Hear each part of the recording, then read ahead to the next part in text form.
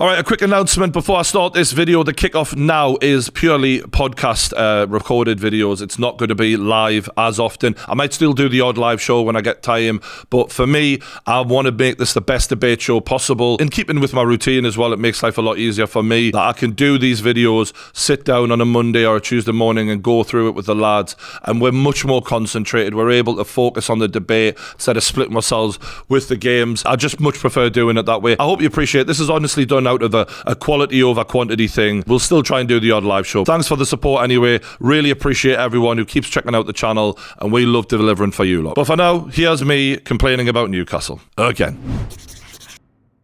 So for a few months now, Newcastle have been absolutely terrible. You hope that it's just going to be a blip and that when players come back for injury, everything will go back to the way it was last season. But after a while, you have to just accept, like, yeah, this is just it.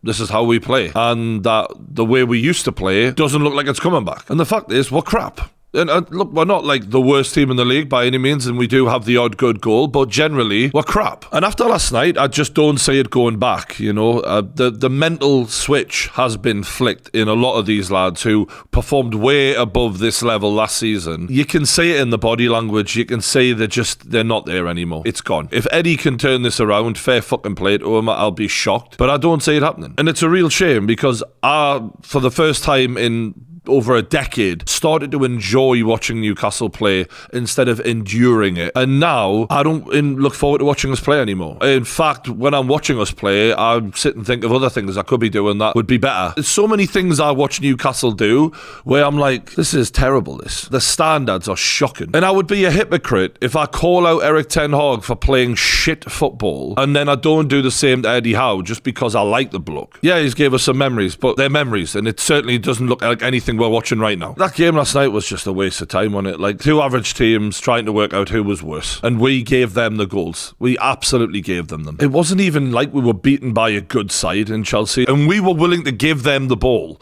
to make life as easy as possible. At least they made us work a little bit for our goals. I mean, we actually play quite good to score our goals. We just fucking handed them the ball. Embarrassing. And the sad thing is, it's the hope that gets you, because the first 5 minutes we're all over them. We're right in their face. We look like we meant business. They look like they didn't want it.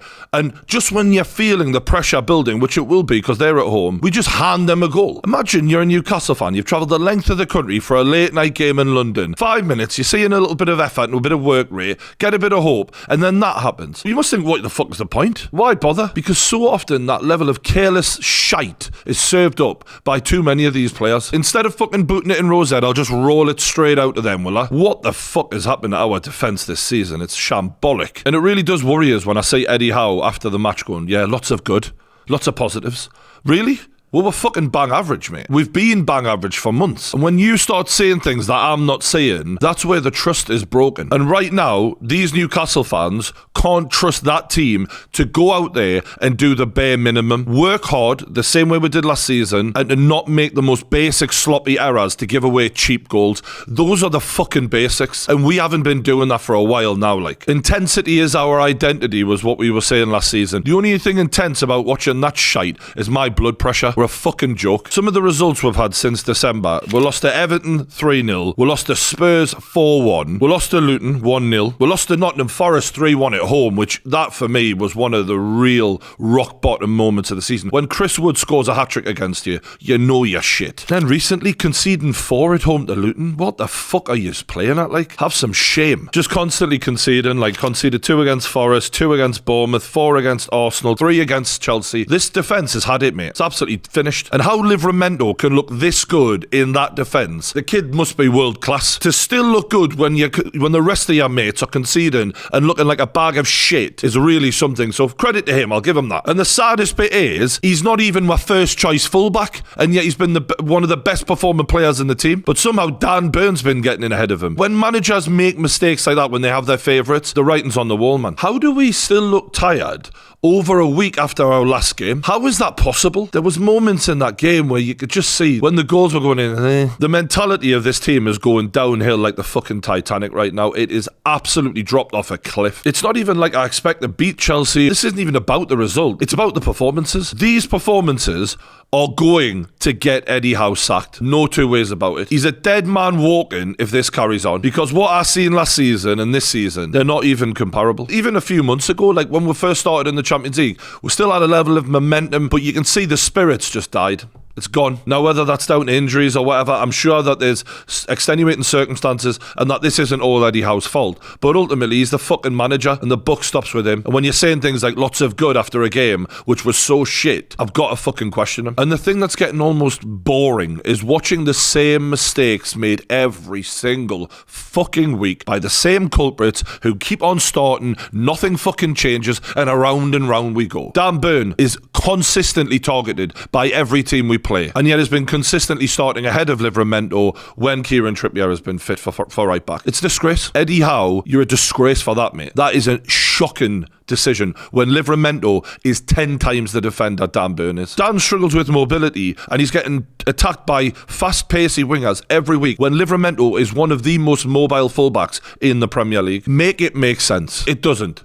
None of us understand it. Sean Longstaff somehow trying to make some sort of Guinness World Record come true by covering as many blades of grass possible while achieving as little as humanly possible. Week in, week out, we are, as a fan base, flabbergasted how this lad keeps getting a start and how he stays on until the end. He achieves nothing. He played 96 minutes, I think. Little Lewis Miley came on for 16 minutes and got himself an assist. The level of technique that Lewis Miley has, he's got more quality in his little fucking than Sean Longstaff has got in his whole entire body. I know he's not that experienced, but Longstaff does nothing. He is literally a waste of a shirt. We're playing with 10 men with this guy. I've been saying it for months. God bless Bruno Guimaraes, because you can see he's demoralised as well. He's looking next to him thinking, fuck me, I am levels above this lot. You can see he's losing the will to carry on, because what's the point in making a great tackle for the goal, flicking it, dinking it over into Isak, both two players with world-class quality in that moment, and you're just undone by fucking morons behind you? How can you keep having that desire to perform when you know it's not going to amount to anything anyway,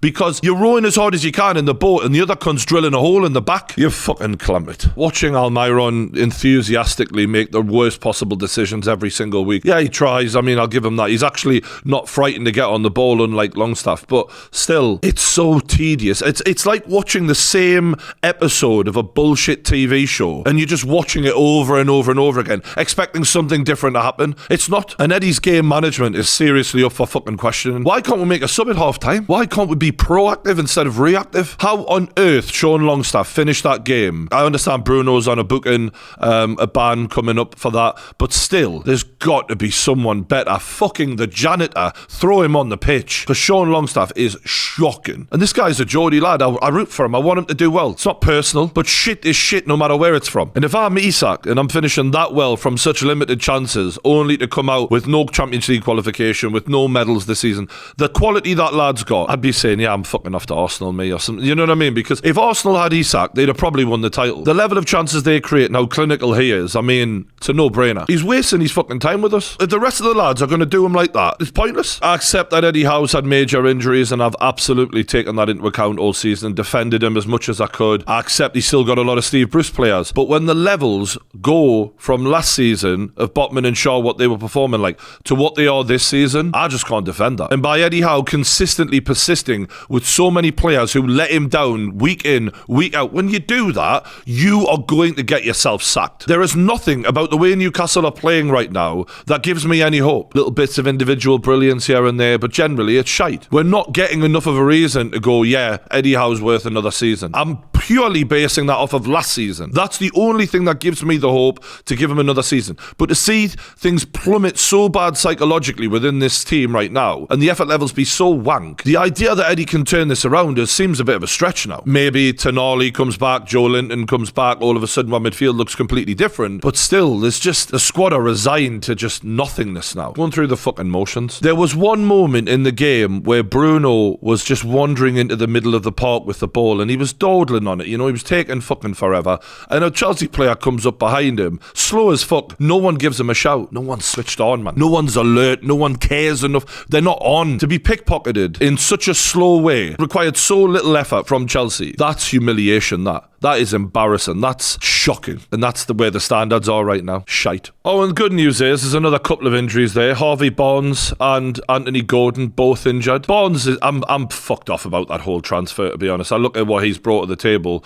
in the last year, and you think you'd have been better off just keeping hold of St. Maximin, because Harvey Barnes hasn't shown basically anything, has he? Gordon, I'm gutted for. He just did an interview saying, I never want to be on the treatment table. I'm always trying to stay fit. Literally cursed himself the next week, bless him. And he's been one of our best performers this season. And with the way the FFP situation and now the UEFA rules potentially are just nailing Newcastle to the floor and stopping us from being the superpower that we thought we were going to be. And even then, I didn't even want us to go and buy every great player in world football, but I just wanted us to be able to compete. And we're not going to be able to compete with the top clubs. That's crystal clear now. So maybe keeping Eddie, who is used to working with a level of mediocrity, is a good idea for the long term until we can stabilise and potentially get more money to spend. But if you're saying to me, give me reasons why sticking with Eddie Howe is a good idea, I'm basing it purely off of last season. Nothing I'm watching in-game right now, with the level of casual attitude we're looking as they stroll around the pitch, giving away careless error after careless error, making us so easy to beat and conceding pointless goals. I can't make a good argument for keeping Eddie Howe as manager outside of last season right now. What we're saying each week